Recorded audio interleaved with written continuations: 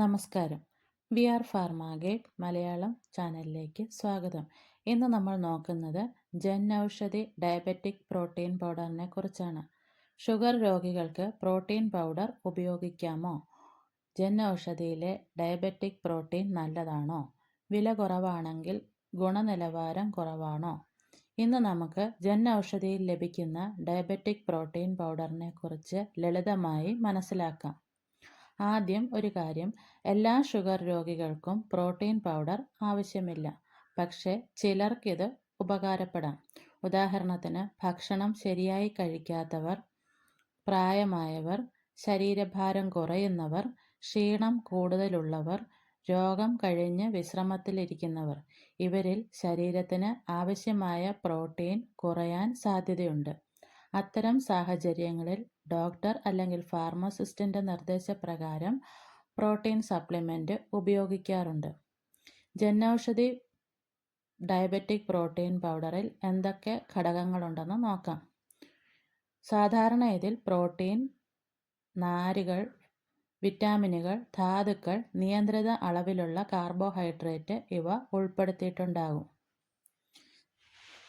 ചിലതിൽ വേ protein, Soy protein, കൊഴുപ്പ് നീക്കിയ പാൽപ്പൊടി, ഡയറ്ററി ഫൈബർ പോലുള്ള ഘടകങ്ങളും ഉണ്ടാകാം.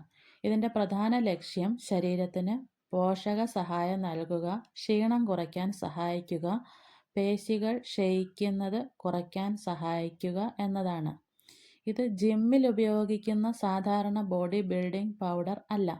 ഷുഗർ രോഗികളെ മുൻനിർത്തി തയ്യാറാക്കിയ പോഷക സഹായിയാണ്.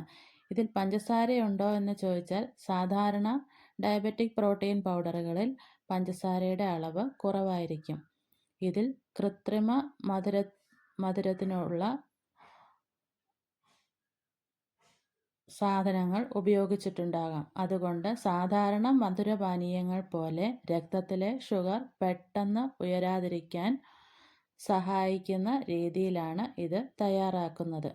പക്ഷേ ഇത് ഷുഗർ രോഗം മാറ്റുന്ന മരുന്നല്ല. ഇത് ഒരു പോഷക സഹായി മാത്രമാണ്. മരുന്നിന് പകരം ഉപയോഗിക്കാനുള്ളതല്ല.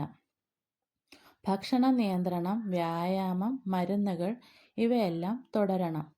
മറ്റു ബ്രാൻഡുകളുമായി താരതമ്യം ചെയ്യുമ്പോൾ വിപണിയിൽ പല ഡയബറ്റിക് പോഷക പാനീയങ്ങളും ലഭ്യമാണ്. ഉദാഹരണത്തിന് Protinex diabetic care, Ensure diabetic care എന്നിവ. ഇവയുടെ പ്രധാന ലക്ഷ്യവും പ്രോട്ടീൻ നൽകുക, പോഷക സഹായം നൽകുക, ഷുഗർ നിയന്ത്രണത്തിന് അനുയോജ്യമായ ഘടന നൽകുക എന്നതാണ്. ജൻ ഔഷധി ഡയബറ്റിക് പ്രോട്ടീനും ഇതേ വിഭാഗത്തിൽപ്പെടുന്ന ഒരു പോഷക സഹായി ആണ്. പക്ഷേ പ്രധാന വ്യത്യാസം പലപ്പോഴും വിലയിലാണ്. പല ബ്രാൻഡഡ് ഡയബറ്റിക് പോഷക പാനീയങ്ങൾക്കും കൂടുതൽ വില വരാൻ സാധ്യതയുണ്ട്. പക്ഷേ Jan Aushadhi diabetic protein 500 gram packet ഏകദേശം 375 രൂപയ്ക്ക് നിരക്കിൽ ലഭിക്കുന്നുണ്ട്.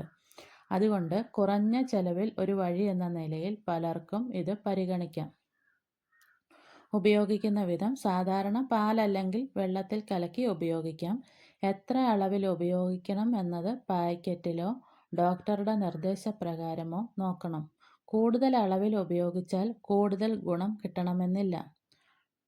ഭക്ഷണത്തിന് പകരമായി പ്രോട്ടീൻ പൗഡർ ഉപയോഗിക്കരുത്. ചില ഭക്ഷണം ഒഴിവാക്കി ഡയബറ്റിക് പ്രോട്ടീൻ പൗഡർ മാത്രം കുടിക്കും.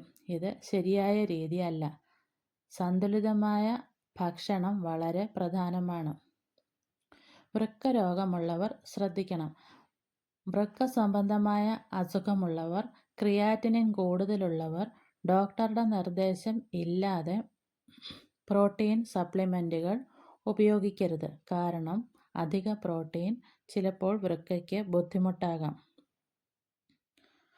അവസാനമായി ആർക്കൊക്കെയാണ് ഇത് ഉപകാരപ്പെടാൻ സാധ്യതയെന്ന് നോക്കാം. ക്ഷീണം കൂടുതലുള്ളവർ, ഭാരം കുറയുന്നവർ, വയസ്സായ ഷുഗർ രോഗികൾ, ശരിയായി ഭക്ഷണം കഴിക്കാത്തവർ. പക്ഷെ എല്ലാവർക്കും ഇത് നിർബന്ധമല്ല. ശരിയായ ഭക്ഷണം, വ്യായാമം, മരുന്നുകൾ ഇവ തന്നെയാണ് ഷുഗർ നിയന്ത്രണത്തിൻ്റെ അടിസ്ഥാനം. ഈ വീഡിയോ ഉപകാരപ്പെട്ടെങ്കിൽ മറ്റുള്ളവർക്കും പങ്കുവയ്ക്കുക. ഇത്തരത്തിലുള്ള ആരോഗ്യ വിവരങ്ങൾക്ക് വേണ്ടി നമ്മുടെ ചാനൽ സബ്സ്ക്രൈബ് ചെയ്യുക. താങ്ക്